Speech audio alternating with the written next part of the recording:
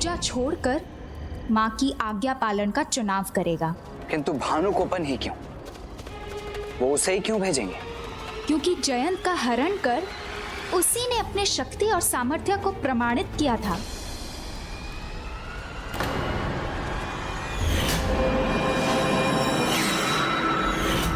किंतु वो तो मात्र एक हाथ था जिसने हमें पराजित किया था। हाँ देवराज, क्योंकि वो जितना चाहे अपना हाथ उतना ही बढ़ा सकता है, और इसका प्रत्यक्ष प्रमाण तो आपको भानुकोपन के जन्म के पश्चात ही मिल गया था। उस समय महेंद्रपुरी में कोई नहीं था। भाभी पूजा कर रही थी और मेरे भ्राता त्रिलोक विजय करने गए थे। भानुकोपन अकेला शिशु निद्रा में था और सूर्य की तपती किरणें उसकी निद्रा भंग कर रही थी। तब उसने अपना हाथ बढ़ाया और सूर्य की किरणों को ही नहीं रोका, स्वयं सूर्य देव को ही रोक दिया।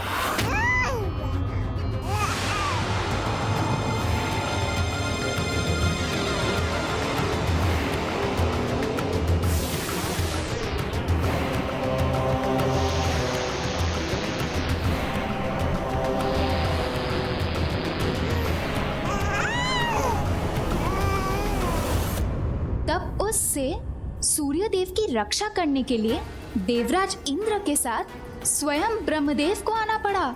मुझे स्मरण है, वो एक बहुत ही हठी बालक था। उसने सूर्यदेव को अपनी मुट्ठी में बंद कर लिया था और वो उन्हें मुक्त ही नहीं करना चाहता था। वो एक असुर था, इसलिए असुरी प्रवृत्ति उसका स्वभाव था। इसलिए हमने उसके साथ छल किया, उसे एक लालच दिया हमने।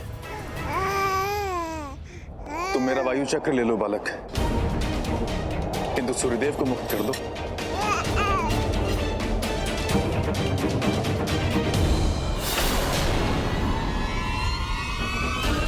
मैं तुम्हें अपना शक्तिशाली जल प्रवाह दूंगा, देखो।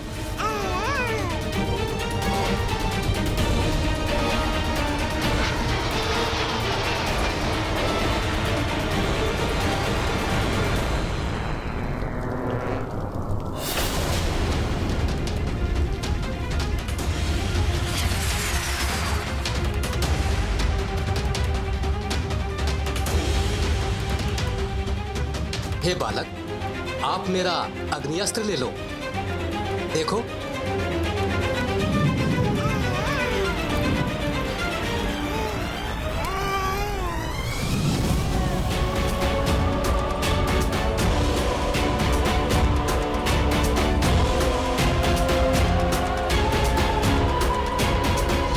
मान जाओ पुत्र, हम आपको अपना वज्र रूपी अस्त्र प्रदान करेंगे। ये देखो।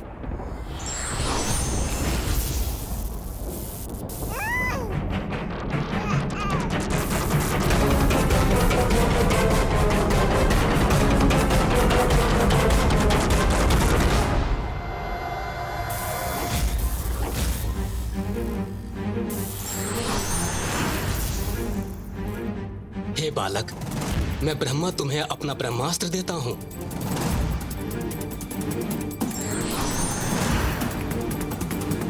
ये लो और सूर्यदेव को मुक्त करो।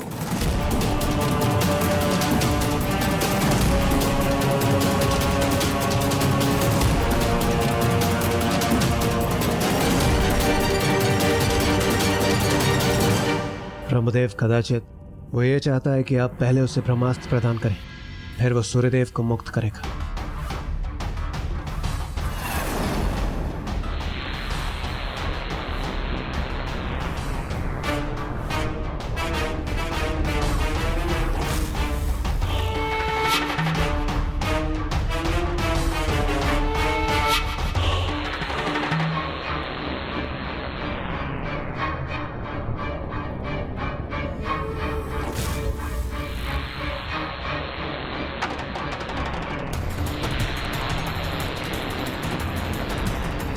जब वो एक मात्र शिशु था, बोल तक नहीं सकता था, तब भी उसने अपनी अपार शक्ति और बुद्धि का परिचय दिया था। उस घटना के बाद माता सुरासई ने उसके जले हुए हाथ और ब्रह्मास्त्र को देखकर उसका नाम भानुकोपन रख दिया था, अर्थात वो जिसने सूर्यदेव को ही अपना बंदी बना लिया था। और तब से ही भानुकोपन ही माँ को सर्वाधिक प्रिय है। वो अवश्य उसे ही युद्ध के लिए भेजेंगी।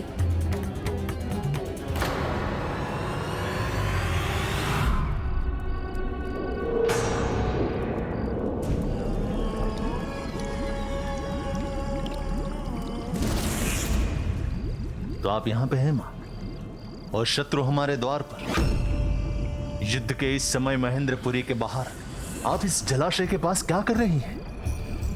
मैं कब, कहाँ और क्यों होती हूँ ये या तो मैं जानती हूँ या मेरी माया। तुम बताओ पुत्र, तुम मुझे क्यों ढूंढ रहे हो? कुछ तो विशेष ही होगा। विशेष ही है मां। आपसे अनुमति चाहिए कि कल भानुकोपन के स्थान पे हमारी सेना का नेतृत्व मैं करूं या सिंहमुख?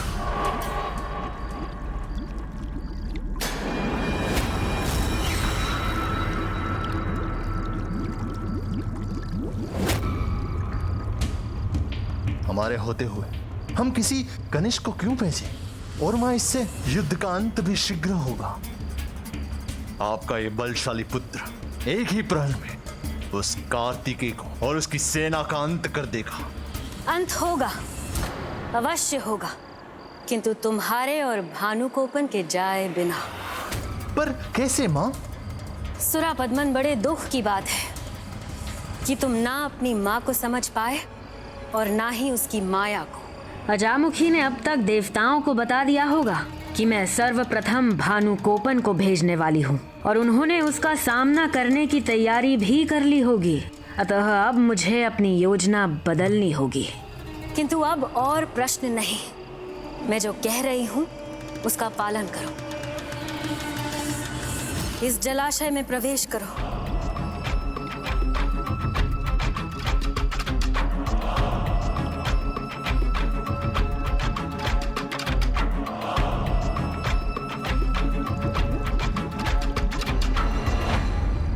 गजासुर द्वितीय, गजासुर द्वितीय।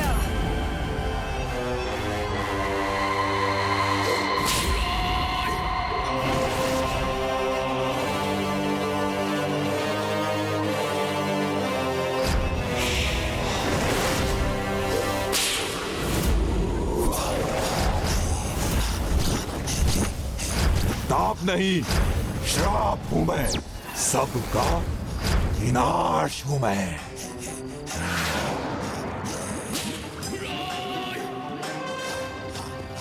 मां, कौन है ये गजासुर द्वितीय?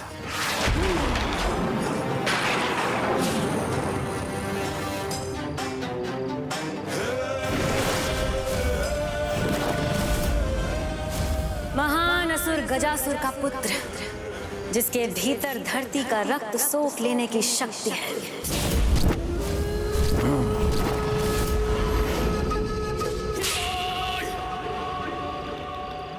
धरती का रक्त? हाँ, धरती का रक्त यानी जल, जो जीवन है, जिसके बिना धरती शून्य है। जहां जहां गजासुर द्वितीय के पग पड़ते हैं, वो स्थान जल से रिक्त हो जाता है, अकाल पड़ जाता है, सूखा पड़ जाता है। पेड़ पौधे, जीव जंतु, कोई भी नहीं बच पाता।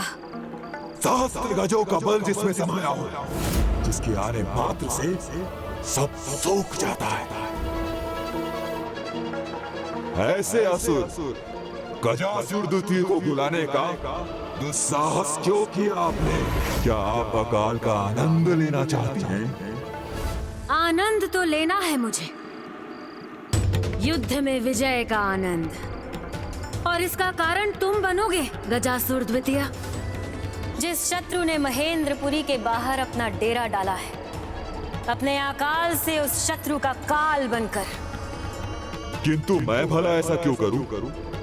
कठोर तपस्या से अर्जित शक्तियों को मैं आपके लिए क्यों व्यर्थ करूं? तुमने सत्य कहा कि तुम मेरे लिए अपनी शक्तियां क्यों व्यर्थ करोगे, और करनी भी नहीं चाहिए। मुझसे तो तुम्हारा कोई संबंध भी नहीं, किंतु अपने पिता के संबंधी तो हो ना।